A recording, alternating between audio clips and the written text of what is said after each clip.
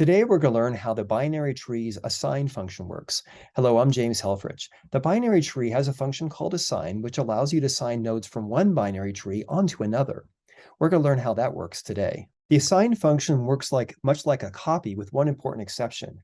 The binary tree's copy function is guaranteed to create a new binary tree using the values from another. In other words, a whole bunch of new nodes will get allocated. The assign function, on the other hand, will reuse as many nodes as possible from the destination tree. To see how this works, I'm going to create two binary trees, one called BD for destination and one called BS for source. Both of these binary trees are going to have just a single node. When I call assign from source onto destination, I'm going to take the value from source and put it onto the node of destination, but I'm not going to allocate or delete any nodes. Now let's change things up a little bit. The destination will have a single value A, and the source is going to have a total of 3 nodes. When I assign source onto destination, I'm going to require to allocate 2 new nodes for destination, and then I'm going to reuse destination's root node. Now I'm going to clear source and give it a single value, and when I assign source onto destination, the 2 nodes on destination that are not needed will have to be deleted, and then the existing node will get recycled. If I clear the source to the null pointer, then when I assign it onto destination, then the destination will also have the null pointer. In other words, assigning an empty tree onto another tree is the same thing as clear. There are 3 parts to the assign algorithm. The first is when the source is empty and the destination is not. In that case, I'm going to delete the destination node and all the nodes underneath it.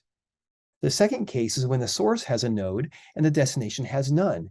In this case, I'm going to allocate a new node for the destination, and then might need to add a whole bunch of extra nodes under destination to match the source's subtree. The final case is when both source and destination have a node. Then I'm going to assign source's value onto the destination, and then I'm also going to assign source's subtree underneath it onto destination's subtree as well. To demonstrate how this works, I will have a source tree which has 4 nodes and a destination which has 3. I'm going to put up the pseudocode for those 3 cases just to remind myself how it works. Initially, both source and destination have a node. This gives us case 3. So source's value of B is going to get assigned onto destination.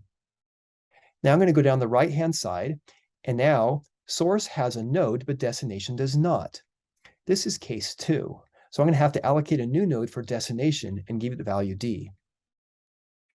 Now I'm going to go to down the right-hand side, and source has no node, and neither does destination. So I'm going to do nothing here. Now I'm going to go back up to D, and then to D's left child. Notice how C has a node, but destination does not. In this case, I am case 2, so I'm going to have to allocate a new node for the destination. I'm going to return back up to D, and it's finished both on the source and destination side. I'm going to go back up to the root, and now it's finished on the right-hand side. So now we'll go down the left-hand side. Now, destination has a value, and so does source have a value, and this is case 3. So I'm going to assign A onto Y. Then I'm going to go down the left-hand side, and notice how destination has a value, but source does not. This is case 1. So I'm going to delete that node and all the nodes underneath it. And now I'm finished with the binary trees looking the same. You can read more about this by taking a look in the assignment section of the binary tree chapter of the C++ data structures textbook.